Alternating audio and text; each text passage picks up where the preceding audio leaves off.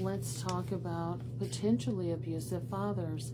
Hi, my name is Dr. Natalie Jones. I have been working with victims and perpetrators of abuse for many years now.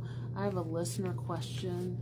I almost feel like this should be dad night. This is the second question I've answered about a potentially abusive father. So I had a listener write to me, what's the meaning behind an aggressive / overprotective / kind dad? Like they provide for you financially, but if they did something that you didn't like, then you get beat with a belt for it, like grades or something that they don't approve of. And then they can also be kind to you, like go places and have fun like nothing's ever happened. Plus, when I was younger, I remember quite a disturbing memory of me and my dad. Actually, maybe even a few. Okay, so number one, always, as always, I recommend that you go see a therapist for your issues. So you go see someone who is licensed and trained to work with you and your issues. I don't know everything, just some of what you've written here, and so things that I'm going to say are general tips of it and advice. I'm not your therapist, and this doesn't constitute a relationship, right? Just general suggestions based off of a commenter's question. So that's number one. Number two, and just I wanted to be really clear, and so I reread over it. There seems to be some alluding to potential abuse. I'm not sure, but there does seem to be some alluding to that, particularly at the end when there's some differing opinions about it. So that's why I say particularly at the end. So being beat with a belt, there's a lot of people, particularly if you're African American, that don't necessarily view that as abuse, unless you leave welts or bruises or things like that. Then that would constitute, or injury of some kind, then that would constitute abuse. But there's a lot of people out there that view physical discipline, which is also known as corporal punishment, is fine for them. And corporal punishment here where I'm licensed is not illegal in the state of California. So,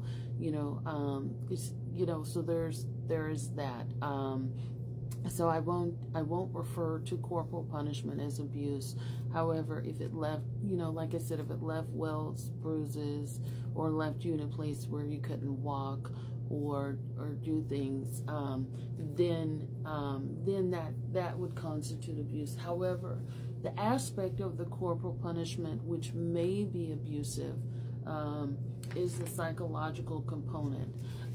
So you mentioned that it wasn't necessarily a form of discipline, but again, sometimes when people describe things like this is vague. I don't know, right? So was it a form of discipline? Like, did you do something out of order and then get disciplined for it, or was this person just sort of hitting you with a belt whenever you didn't do something that he didn't like, which is what you said?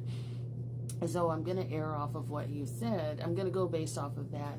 And if you did something that he didn't like and he was sort of acting on impulse in beating you, and then would turn around and do something kind, that would suggest that he was feeling guilty about something. And so there is that component, like where a person feels guilty, like, and that is an abuse dynamic where, and you guys have seen like videos I've done about gift giving and things like that. So that kind of falls in line, when people cheat or when they do something, just anything that's out of order or inappropriate, then they turn around and try to give you gifts or money and things like that. That suggests that they know that they did something wrong, and instead of talking about it or being accountable for their behavior and doing what they need to do to make the necessary changes, then they're going to try to bribe you or overcompensate with a gift that's more of their way of saying I'm sorry, as opposed to doing the actual work. So that does suggest to me that, like, there's an abusive dynamic there, and that perhaps there's even an element of control, like when I want you to act a certain way, and therefore when you don't act the way that I don't like, then I lash out, and then I feel guilty about that, and then I remember that I love you, and then I sort of pull you back in. So there's that push-pull dynamic, which is common in controlling relationships. Is an element, of course, of control. And then in terms of the disturbing memory, again, you may want to see a professional about that. I'm not sure what the disturbing memories are, but that may be something that you want to talk to somebody about. And sometimes people can just be heavy-handed with discipline. You know, there's people that discipline based off emotion, so they become angry, right? And that may be more of like what your father's battles may be, is like reacting out of anger. And sometimes, especially with men, men can react harshly. And one of the things that I can say about men, sometimes when men react harshly, they don't view it as harsh because it may be how they would react in some circumstances with another man, or it may be something that they've experienced themselves. But women are softer, women and girls are softer, and so just the act of speaking harshly can be, you know, can hurt, can definitely hurt, right? Saying something harsh or reacting harshly like that can definitely do a number on someone's psyche. And so maybe that may, you know, it may be something worth talking about. So it might be that it's a situation where there's not an intention of being abusive, but maybe this person just sort of reacts off of emotion and anger and things like that.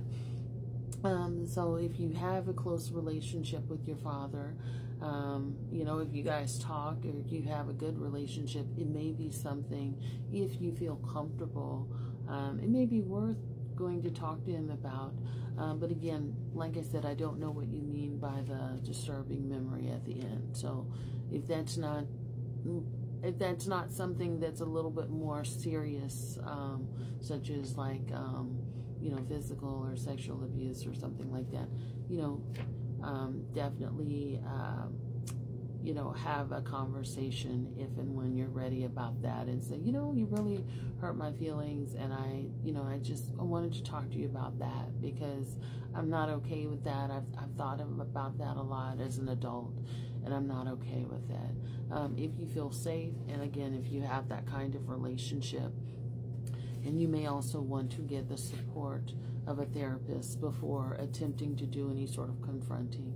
A therapist can help talk with you about each of the concerns that you have a little bit more in detail, and talk to you about whether or not it's a good idea, as well as, you know, whatever symptoms you're having around that now.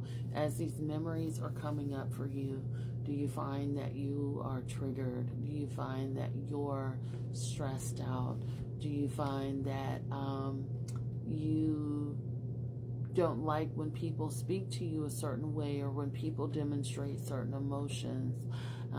You know, whatever the case may be. So this may require some additional fleshing out with a professional. Thanks for asking. I appreciate your question.